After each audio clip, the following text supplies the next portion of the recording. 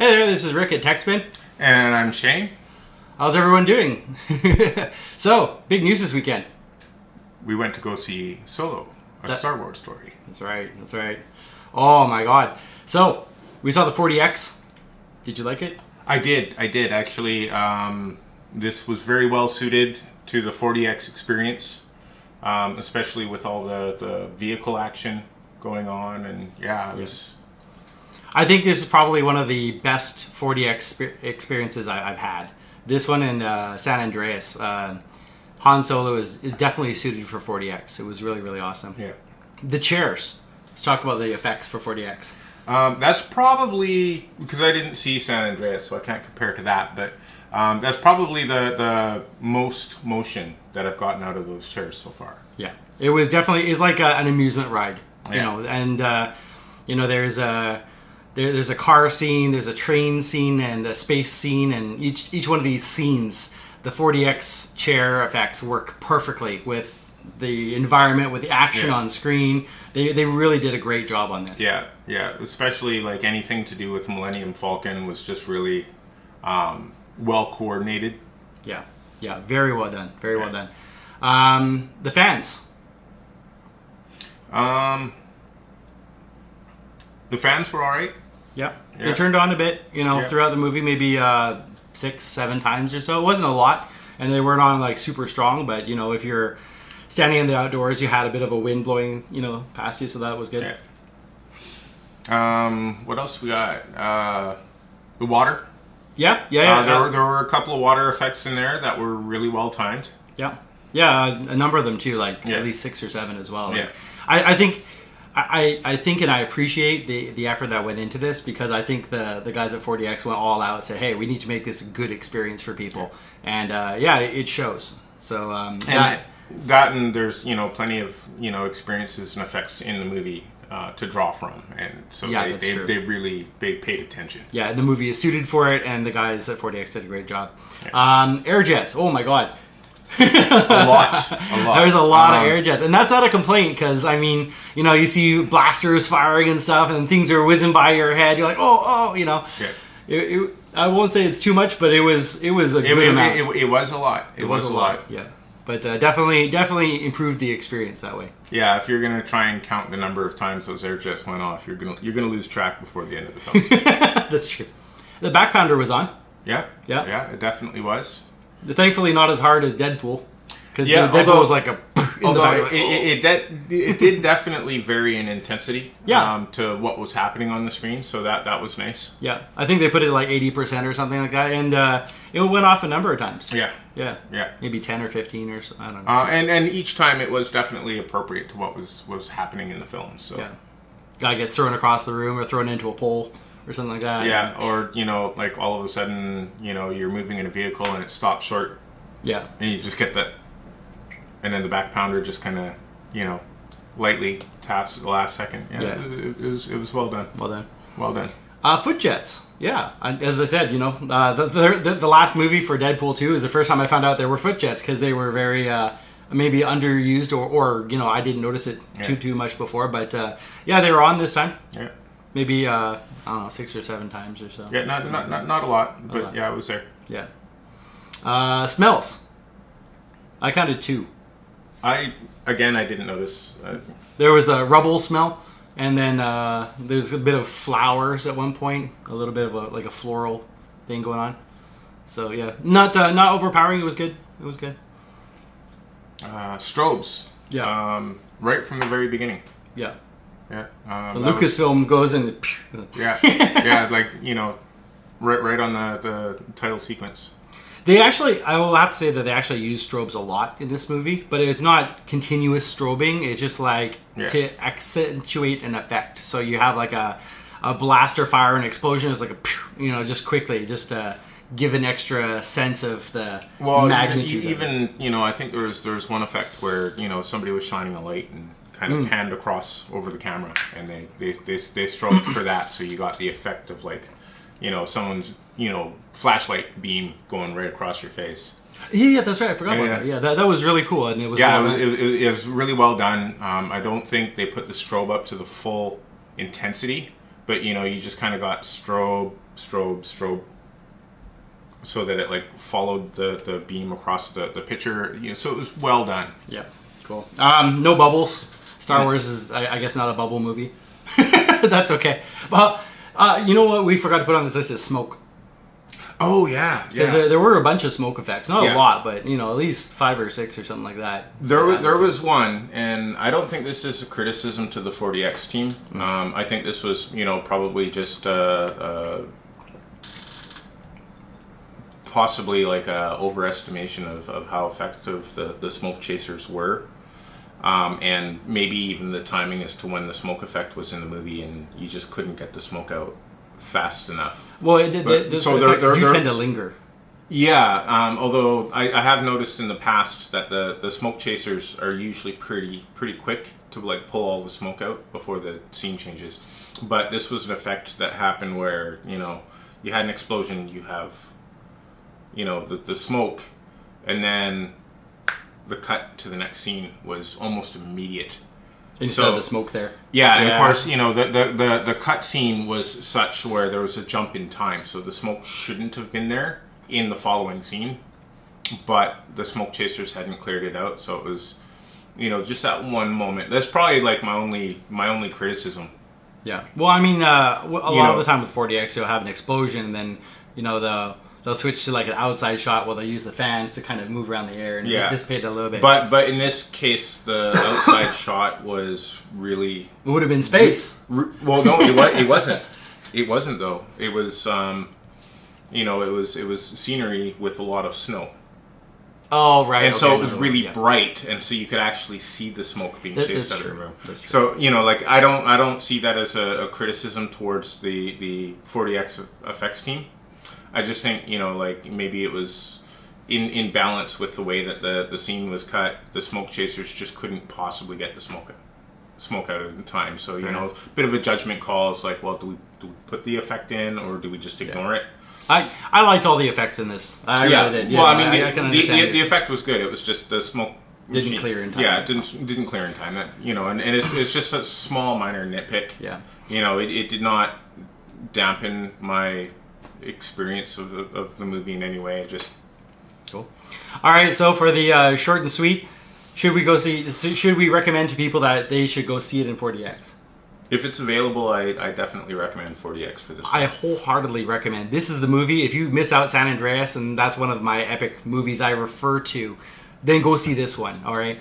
Apart from the movie content itself, all right, the 40X experience, if you like summer blockbuster movies or you just like fun action movies, and this is a bit of a fresh breath for the Star Wars empire. It is. So, it's definitely go see this movie in 40X if you can. Yeah. And the nice thing is it follows the story, it fills in some details, but it doesn't. It's not formulaic. Yeah, that's true. Actually, when it was announced, I'm like, Han Solo, like his own movie, really? Is it gonna be any good? Like, I was kind of worried about it, but at the same time, I went in with no expectations and just wanted to see like a good movie and have a fun time, and I certainly had that. Yeah, and there's some nice surprises in it. I think the people who are playing the characters that we all know and love did a really, really good job. I actually didn't know when I first saw what's his name, Eldon Ehrenreich. He stars as Han Solo. I didn't know if he was going to pull it off or not, because not to fill Harrison Ford's shoes per se, but to take up the mantle before he became. Yeah. That's some pretty big shoes to fill. It really is. I mean, the thing is I've seen other actors, say the same thing with other parts, especially when the people who played those parts early in their career have become so legendary in the industry. For those parts. Yeah. Like Emily Blunt playing Mary Poppins. And she was like, well, but Julie Andrews. Right, yeah. And it's the same sort of thing. Like, but Harrison Ford.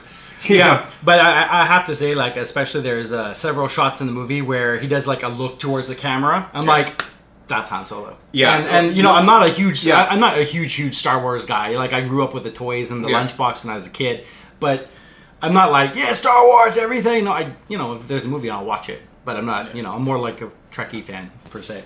But that being said, that was definitely. I have a Chewbacca house coat.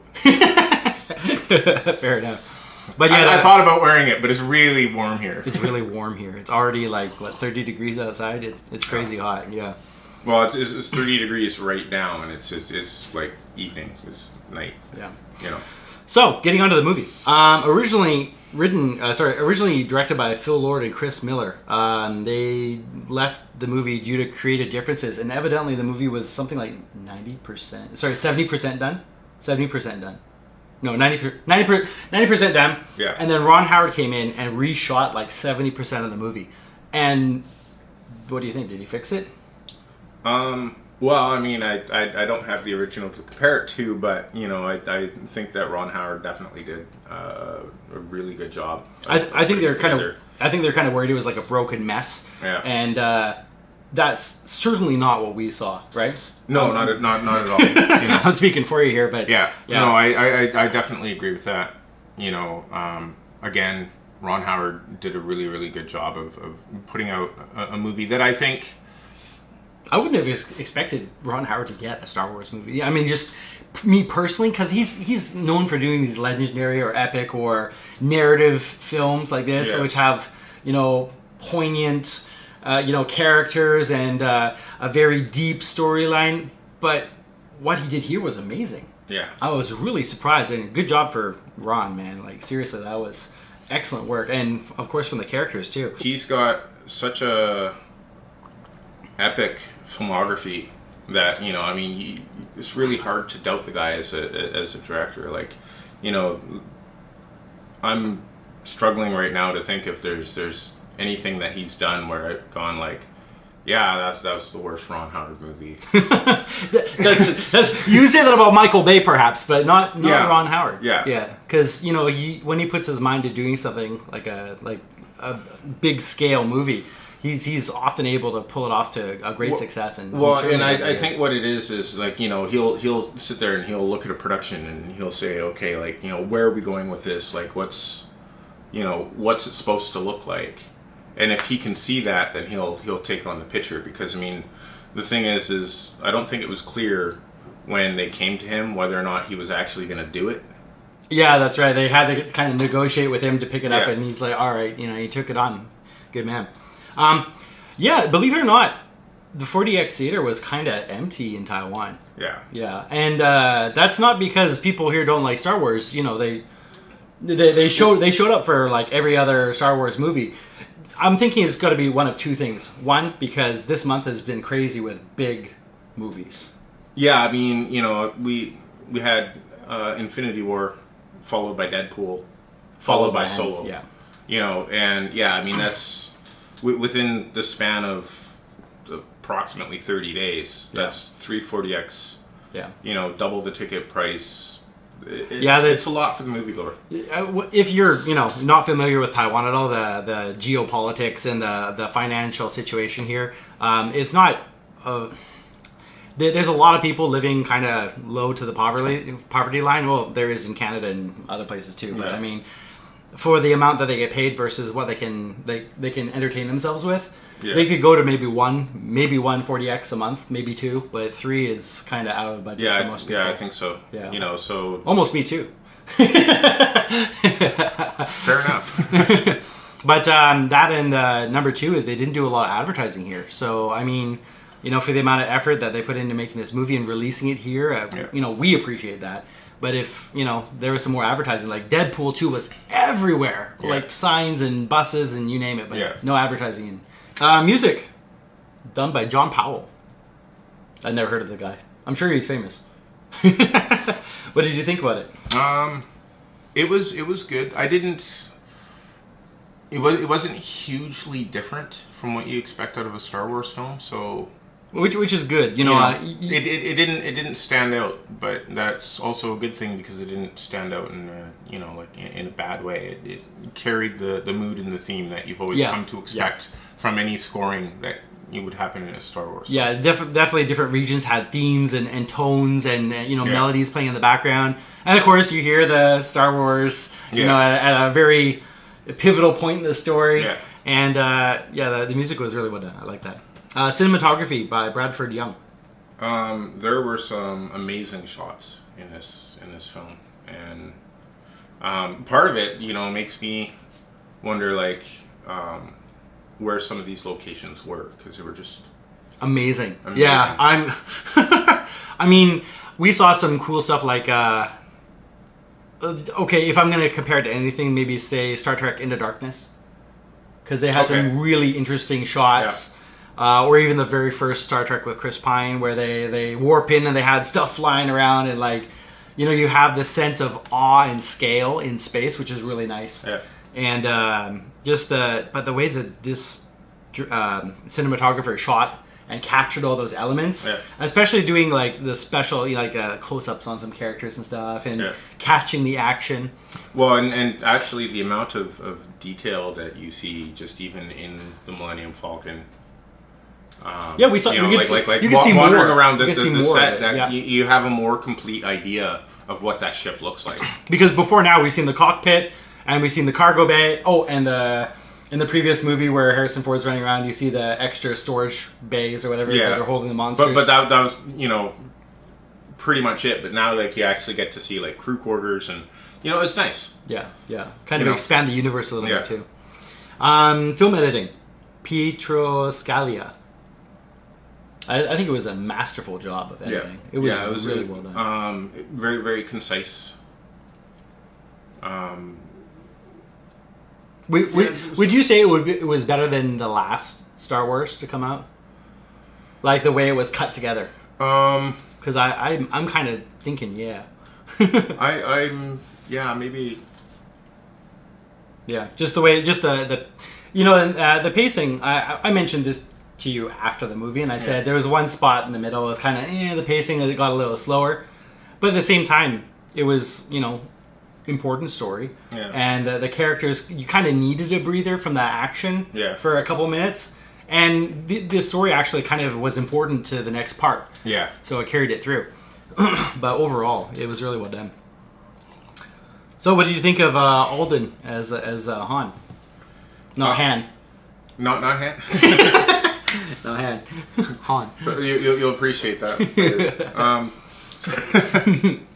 Hand. So no, that's going somewhere else. Sorry. Yeah. Okay, but I think there was some really, really nice moments where it would just be a personality moment that would just really, really come out.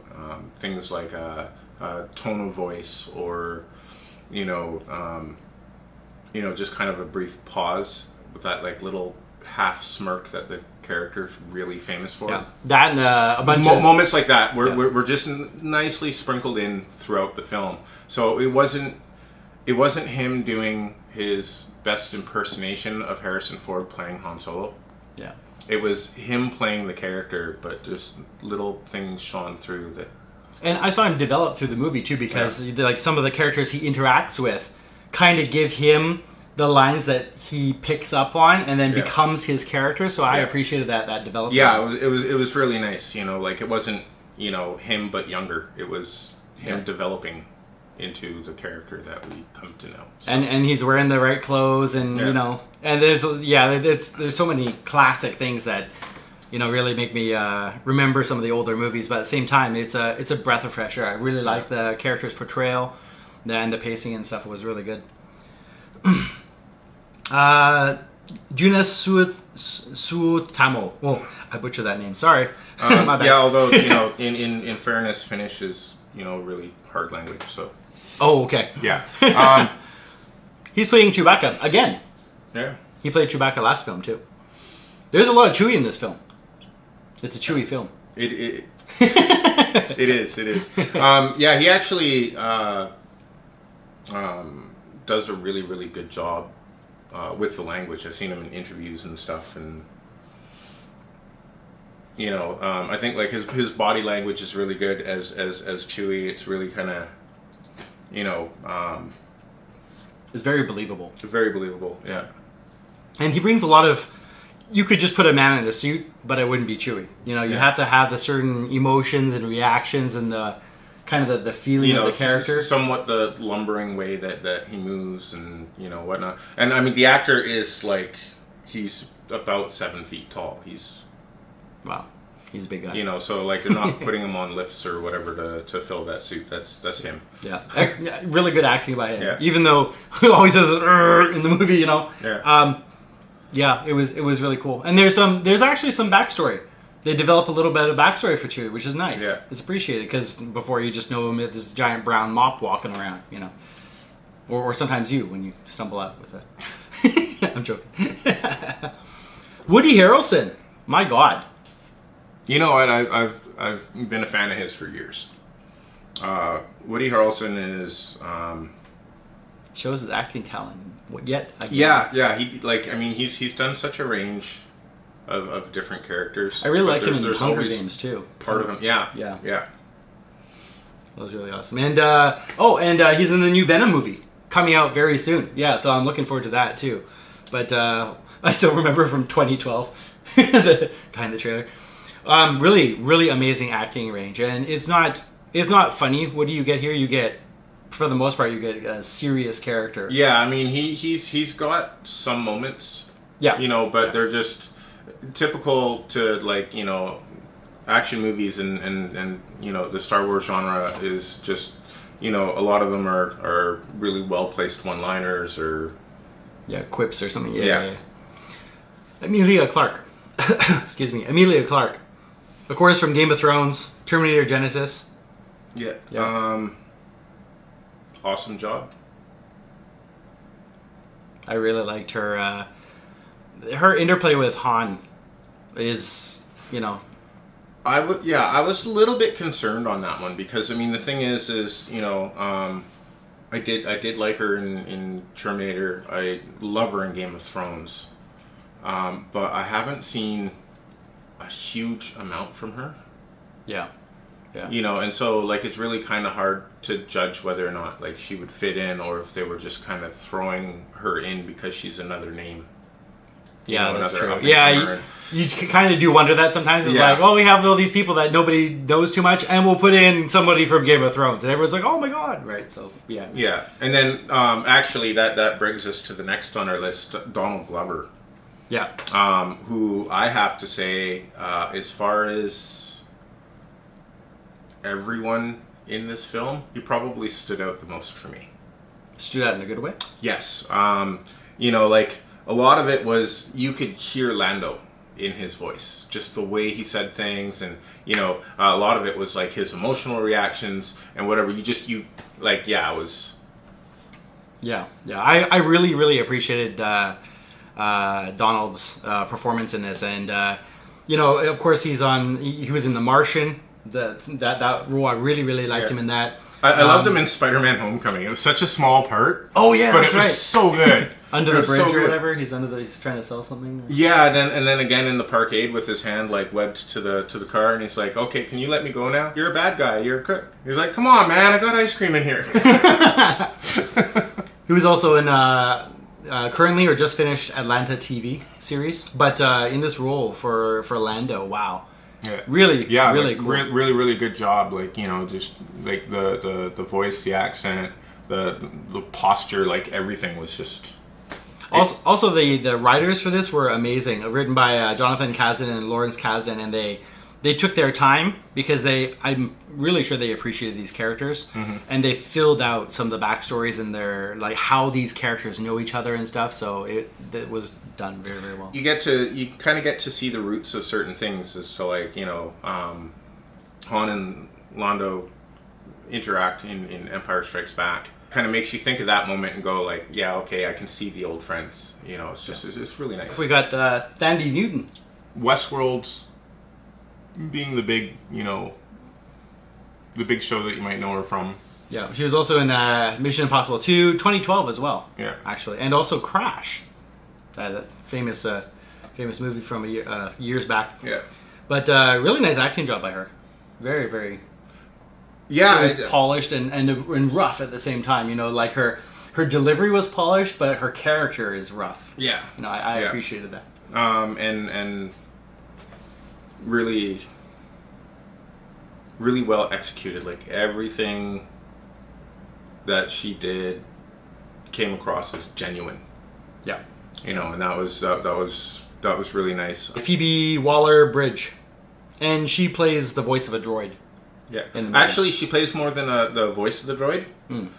Basically, they had her in a, I think there was mocap on there, but it was actually like green suit. Yeah. With droid parts attached, and then mocap dots to fill in the blanks. Oh wow, cool. So when you see the droid walking, that's actually her walking, and she's filling in the spot in between the legs, kind of. Wow, that explains a lot. That explains a lot. Which makes for such a beautiful visual effect, because you can actually see a more organic motion to the way this droid moves. Yeah, it doesn't with the hips and the legs, true. and it doesn't move stiffly. Yeah. I mean, it's obviously still a robot, and she puts a little bit of a swagger into it, so it looks kind of robotic, but at the same time, it's very fluid and it feels real. You know, and it's kind of interesting because, you know, it just adds that feminine effect to the droid. Yeah, and you can sort of see it. The character is hilarious. I think she did a really good job. Really good job her on that. performance and the emotion coming through. Yeah, several things that she did. I shouldn't say emotion because it's a robot, but the witty remarks and stuff. Yeah. Well, yeah, but there was emotion to that character. You know, there was. There was definitely an attitude. Yeah, definitely an attitude. But yeah, I mean that character. You know, there were several times where I just burst out laughing to, you know, things that she said or did on screen. Yeah. Speaking of droids, there are several R2-like droids in here. No C-3PO. Sorry, I'm gonna say that right now. But I think there might have been a cameo one. You can tell us in the comments if it is or not. Yeah, I completely missed it. So it's like a half second. I said to him last night, I'm like, you know, I think this is the first Star Wars film that did not actually have R2 in it. Yeah, because I mean, you know, however brief his appearance was in, you know, Rogue One or that's right, in The Force Awakens. Yeah, you know, very very small bits of screen time, but still there. Yeah, because I mean, I saw the hard part about this is that there's an R2 like droid for like a half second, and after that point, then they bring in a couple other R2 like droids which are like black or something like that, like partially covered or whatever. Yeah. And you're like, oh, that's not R2, but that first one, I don't know. I have to watch the movie again to see. Yeah. Yeah. So yeah, I totally missed it. Apparently the cameo is that quick. If it is in fact there, so let us know. If you see it, let us know. Paul Bettany. He was on Graham Norton doing a bit about this. Oh yeah. He actually talked. It's on TV anyway, so you may or may not have seen it, depending if you're a Graham Norton fan or not. But he was talking about the big place where you see him at the first, and he's walking down the staircase, kind of thing. And he got, you know, and he reveals a little bit about his character, which we're not going to get into here too much. But yeah, really, really like dark. Nice. Dark. Nice. Yeah. I liked it. And it's very. What I liked about this especially is that we've seen him in so many movies, either as Jarvis or more recently as Vision, right? Where he plays this stoic, you know, I don't want to say good, but like an upholder of truth kind of person. And to see the turnaround into this kind of character. He like very emotional, and you know, just like a really raw character. Actually. Like the antithesis of Vision's character. It's like the exact opposite. But really appreciated that. Let's go. Jon Favreau is in this, believe it or not, as a voice. I had no idea. I'll have to go see that. Okay. Yeah. Aaron Kellyman. What a surprise. I thought that person was voiced by a guy or something until something happened. And then you get to see this actor. And she doesn't have a lot of face time on screen, but she's in throughout, parts. That's all I can say. Okay.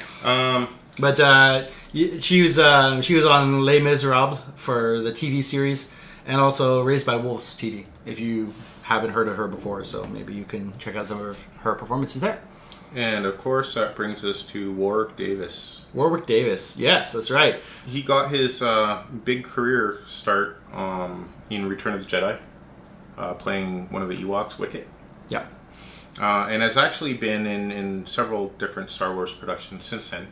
Yeah, several. Is Force Awakens, Rogue One, and this one too. Yeah, which is really amazing. Now, also, for our generation, many people our age will probably remember him from Willow. That's right. And younger people will know him from Harry Potter. Yeah. Yeah, that's right. Which, he did a couple of different roles in that movie. Because he was Professor Flitwick, and then he was also... The guy in the bank, Gringotts or whatever? Yeah, the Gringotts goblin. I can't remember the name. And evidently he was also in the Star Wars Rebels TV series. I have not seen that. So, maybe we got to check that out later. Anyway, so, performances all around, pretty good. Summary. I think so, yeah. Summary for the movie. What do you think about this one? I think it's a great ride. An amazing entertainment ride. It's like an amusement park. If they put you on one of those like 4D rides and you get into your chair and strap in and stuff, it's akin to that. It's awesome. Great ride. Well, it also had a couple of really nice sort of nostalgic feels, but at the same time this is different. Like, it doesn't follow the normal formula of the Star Wars films. And some of you will appreciate that. Some of you will be like, well, it's a little too far off from Star Wars for me. But at the same time, the acting and the dramatic and just the action was just incredible. And as a partial fan, as a moviegoer, I love this film. Yeah, there's enough of a feeling that, like, it definitely, it is Star Wars. It's just the way the story unfolds. Well, I did appreciate Rogue One for many parts, including Alan Tudyk, doing the robot and stuff. But it was a bit of a difficult movie, especially if you haven't seen it yet. The ending it's a bit of a rough movie. But at the same time, I can understand they wanted to do a story on the side kind of thing. But I really thought that they did a great job paying homage to the characters, giving them more backstory. Setting up the relationships between them, that was really well done. What's your rank? What's your score? For me personally, I'm gonna give this one a 10. It's definitely worth it. And I mean, I know there's probably some Star Wars diehard fans who's like, that's not Han. I go to movies to enjoy the experience and to have a good time. And I had an amazing time. It was an amazing ride in 4DX. The characters were well done. The acting was great. The space scenes and car scenes and everything was just really well what, I think I will give it a 10. I was trying to decide whether or not, because I don't normally do that, but I'm hard pressed to find anything that I had that I found wrong with it. And it's certainly better than previous Star Wars movies. And one of the things that I definitely appreciated was the way the story unfolds. Yeah. You know what I mean? Because usually Star Wars, something really epic is always looming in the background. And it's like, well, we have some galaxy altering thing that we either have to, do or stop. And this movie didn't do that. Yeah. And I think I found that really, really refreshing. Yeah. Like, how many galaxy changing events could we possibly have in a 10-year span? Yeah, it's like you can only have so many, death moons or death planets or... Yeah, and so, because that wasn't there, and there was no big epic galaxy-changing, race against the clock or, I think, that satisfied me in a way that I didn't expect, and, I really appreciated that. Yeah, me too. As we said right after we got out of the theater, it's like a fresh start or, a breath of fresh air for this. Yeah, it was definitely really, it was a refreshing experience. It still had all the feels of Star Wars. Yeah. But it didn't have that, disaster looming overhead. Yeah. So some aliens too. You know, you get to see a couple aliens here and there too. So yeah. Yeah. All right, so that's our review for 4DX Han Solo. Go see it. Definitely go see it. Go check out the movie if you have access to 4DX. Go check it out. You won't be disappointed. Yeah, it is a fun ride. Yeah, for sure.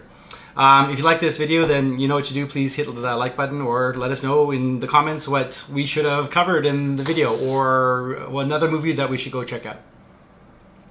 And yeah, please do subscribe. Hit that bell icon. Yeah. That's great. We're always happy to hear from you. Let us know either here or on Twitter. Yeah, I actually do have 2 videos coming out almost back to back. This one, I have a review of a CPU cooler from Johnsville, and hopefully a live show. We'll cross our fingers on that. Sorry about last week. We were super busy, so couldn't make that happen. But hopefully tomorrow. Okay. All right. Yeah, maybe we'll just pop in and say hi, just so you don't forget that we're here. We love you guys. All right, cheers.